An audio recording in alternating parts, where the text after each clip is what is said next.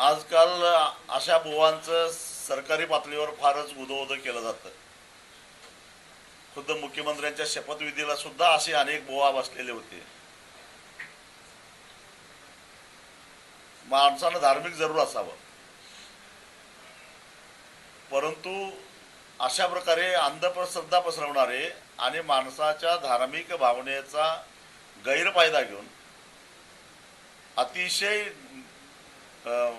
किळसवाण्या पद्धतीनं महिलांचं लैंगिक शोषण करणारे हे जे काय बुवा आहेत आणि त्यांच्या पाठीमागे असणारे हे जे राजकीय नेते आहेत, त्याचबरोबर प्रशासनातलेही सुद्धा अनेक दिग्गज त्याच्यामध्ये आहेत, त्या सगळ्यांची चौकशी झाली पाहिजे.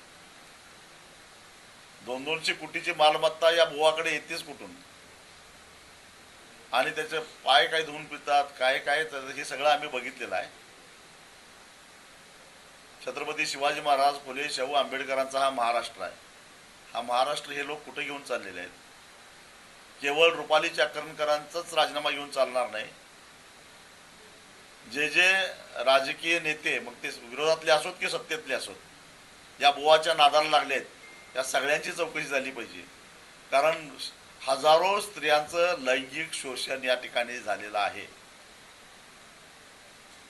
छत्रपती शिवाजी महाराजांनी रांजाच्या पाटलाचा शिरच्छेद केलेला होता, एका स्त्रीचा अवमान केला म्हणून. तो हा महाराष्ट्र आहे, हे विसरू नका. जिल्ह्यातले आमदार दीपक केसरकर यांचे निकटवर्तीय दीपक लोंढे यांना SITची चौकशीसाठी ताब्यात घेतलेलं आहे. दीपक केसरकरांचे फोटो त्या कॅप्टन अशोक खरातसोबत व्हायरल देखील झालेले पाहायला मिळते. मी तर समाज माध्यमामध्ये अमित शहा, देवेंद्र फडणवीस, एकनाथ शिंदे अशा अनेक लोकांचे फोटो बघितलेले त्या बंधूबरोबर. त्यामुळे या सगळ्यांचीच चौकशी झाली पाहिजे. उलट मित्र असं म्हणेन की यांनी स्वतःहून खुलासा केला पाहिजे की हा फोटो, याचा अर्थ काय. गर्दीत कळत न कळतपणे फोटो काढणं वेगळं, कारण बऱ्याच वेळा होतं सार्वजनिक जीवनामध्ये समोर असलेला माणूस कोण आहे, कसा आहे माहिती नसतं आणि कुणीतरी फोटो काढतं. परंतु एखाद्या कार्यक्रमाच्या निमित्तानं, एखाद्या विशेष कार्यक्रमाच्या निमित्तानं जेव्हा आपण अशा बंधूबरोबर बसतो, त्यावेळी तो कोण आहे आणि त्याला ज्या पद्धतीनं सन्मान मिळतो हे अत्यंत गंभीर आहे. आणि त्याचाच गैरफायदा घेऊन हे लोक दिनदुबळ्या स्त्रियांचं शोषण करत असतात, त्यांना भीती घालत असतात, त्यांना कायद्याचा धाक राहत नाही. आणि त्यामुळे याची सखोल चौकशी झाली पाहिजे. तुम्ही ज्या नेत्यांची नावं घेतली त्या नेत्यांची चौकशी होईल असं वाटतं का? कारण ते सगळे मोठे नेते आहेत. नाही झाली तर जनतेनं याचा जाब विचारला पाहिजे. अरे, आपल्या आया बहिणीच्या आबरूला काही किंमत आहे का नाही? आपण त्याच्यावर काय बोलणार आहोत का नाही?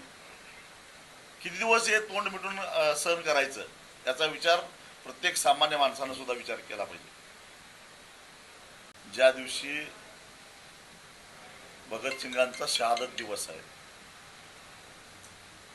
आणि या भगतसिंगांच्या स्मृती दिनादिवशी कोकणातला शेतकरी बऱ्याच वर्षानंतर आक्रमकपणे रस्त्यावर उतरतोय. ज्या सरकारनं त्याच्या मागण्याकडे दुर्लक्ष केलं, बेदखल केलं, त्या सरकारवरचा रोष व्यक्त करण्यासाठी म्हणून मुंबई गोवा राष्ट्रीय महामार्ग चक्काजाम करून रोखून धरायचा निर्णय 12 मार्चलाच आम्ही पालकमंत्र्यांच्या मार्फत सरकारला कळवलेला होता. 10 दिवस थांबलो आम्ही, परंतु निर्णय काय अजून झालेला नाही आहे. म्हणून ठरलेलं आंदोलन हे 23 मार्चला सकाळी 10:30 वाजता नांदगाव तिट्याला होणार म्हणजे होणार. हे आंदोलन कशा स्वरूपाचं असेल, काय? मुंबई गोवा हा राष्ट्रीय महामार्ग जो आहे तो शेतकरी रोखून धरतील आणि जोपर्यंत निर्णय होणार नाही तोपर्यंत आम्ही तिथून उठणार नाही, हा आमचा निर्धार आहे.